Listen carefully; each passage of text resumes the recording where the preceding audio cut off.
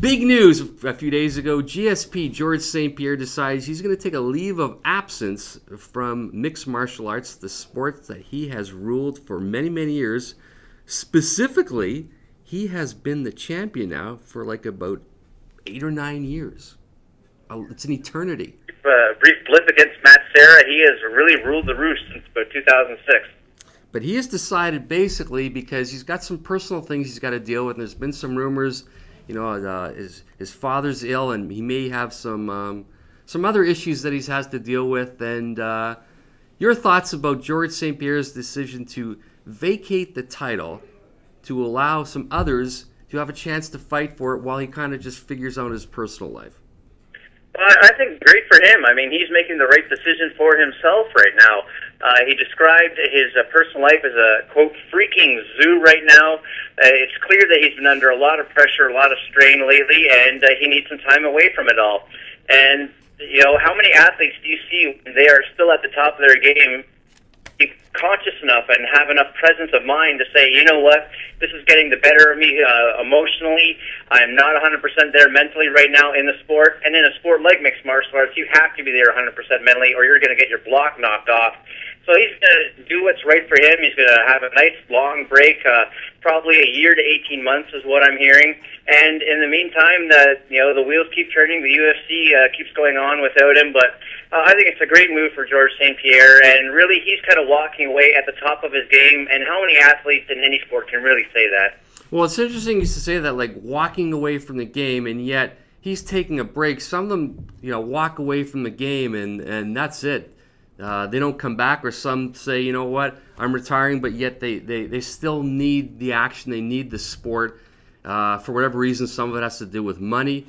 Do you foresee him coming back? He's leaving that door open, obviously, and who knows, maybe in a year, 18 months' time, he's going to feel that itch again, and he's going to want to get back in there against Johnny Hendricks or Robbie Lawler or whoever is the champion at the time. And he's smart because that would be a guaranteed huge money pay-per-view. The conquering hero coming back to fight whoever's in his stead at the time.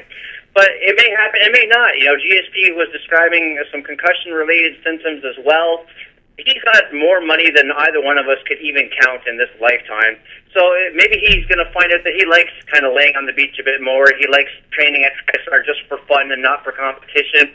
It could be the end of George St-Pierre, but he definitely left that door open to come back. One thing I found interesting is the reaction of Dana White after George St-Pierre's victory over Johnny Hendricks. Of course, he was pissed off with the commission. He's always got some sort of gripe either with the referees, the judges, or the commission. He talked about it the other day. He said maybe some of his emotion had to do with the whole thing with the commission. But what I gained out of this whole thing is that Dana White probably had a chance to talk to George and say, George, you've got to make a decision one way or another because we just can't leave this thing going indefinitely. So George St-Pierre makes the decision, and in the meantime, Dana White goes on with business, and he's going to have an interim challenge match or interim title fight. So to me, I think Dana White got the best of both worlds. He got George St-Pierre to sort of take time to move away, and at the same time, it's not just going to be this lag time of what's going to happen. The welterweight division is already moving forward.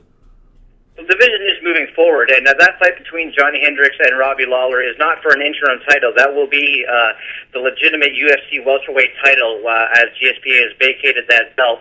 But Dana White, he was very complimentary of George St-Pierre during that conference call, somewhat surprisingly so, given that reaction after UFC 167. And I think Dana White was kind of taken aback at the reaction that he got from his comments at George St-Pierre after that initial press conference after 167.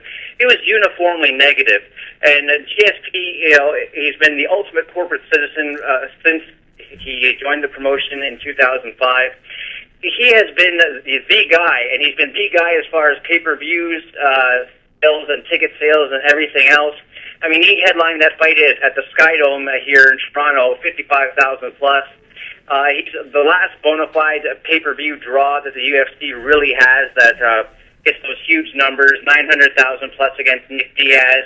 The early numbers from the Hendricks fight are very favorable as well.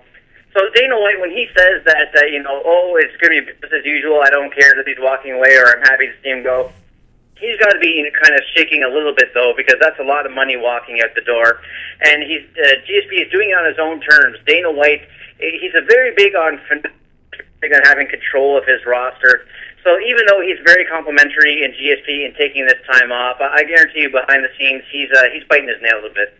One thing I noticed when I went back on GSP's record, 9 title defenses, 8 of them have been by unanimous decision. What do you make of that? He spent more time in the octagon fighting than anyone else. I forget the number off the top of my head, but I think it's, I actually can't remember it off the top of my head. But he spent hours upon hours in the octagon competing at the highest level. I mean, this is a guy that, he's continually reinvented himself and gotten better over the course of his career. Some people harp on the lack of finishes, but look at the murderer's row of guys he was fighting at the time. I mean, and a lot of those people, that was their best fight was, what they brought against GSP. And he's almost like Fedor in the way that he kind of ate their souls, and they really kind of crumbled afterwards, because once you face an athlete the caliber of George St-Pierre for 25 minutes, it takes years off your life. I'm also wondering if it took years off George St-Pierre's life. It's a lot of rounds that he's put in there. And on top of the fact that the guy's just a slave to training, when I looked at the sum of the whole parts here, I'm thinking about a guy who's got a lot of personal things he's dealing with, and I'm thinking he just may be burned out. Just burned out from having to been the champion for that long and consistently having to have new guys come along and trash talk him, thinking they can be better than him. And, at some point, the guy's only human, and I'm just wondering if collectively, it just came to a point where he had to walk away just for his own sanity. Yeah, I would agree with that 100%, Perry. He did talk about all the pressure on him as champion and all the criticism that he gets. He said that, like every fight, he's carrying this weight on his shoulders. With every fight, you add more and more weight and more and eventually it just gets too heavy. And, good for him to be cognizant of that and to realize that, for his own sanity and for his own health, both mental and physical, walking away for right now is the best choice to make.